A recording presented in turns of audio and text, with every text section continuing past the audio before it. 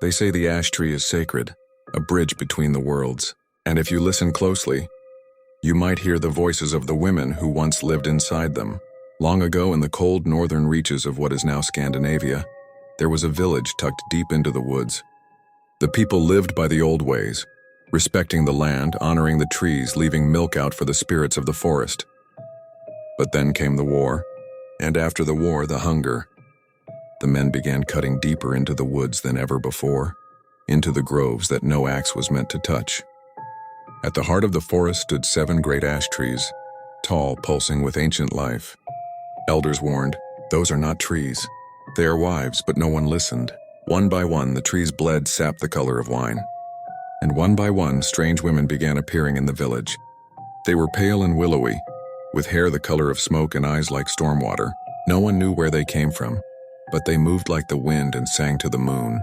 Each woman chose a man, not with words but with a look.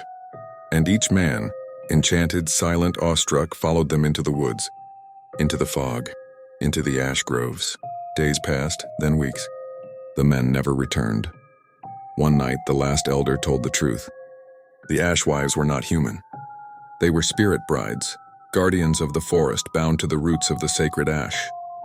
They had once been women betrayed, forgotten, or left behind by the world of men. Their spirits had merged with the trees that sheltered them. When the forest was cut, they awakened, not to punish, but to remember who they were and take back what had been stolen. The village, now nearly empty, sent a girl named Irla into the forest to plead.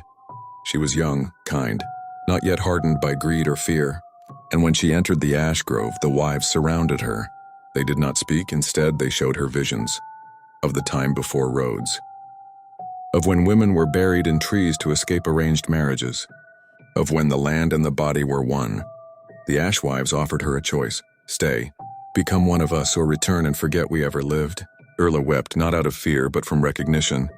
She had always felt out of place in the village, as though part of her belonged to something older. She chose to stay. And so beneath the roots of the oldest ash, they pressed her palm to the bark, and the tree took her name. From then on, whenever a woman fled danger, heartbreak, or violence, she would run into the forest, and the ash trees would open.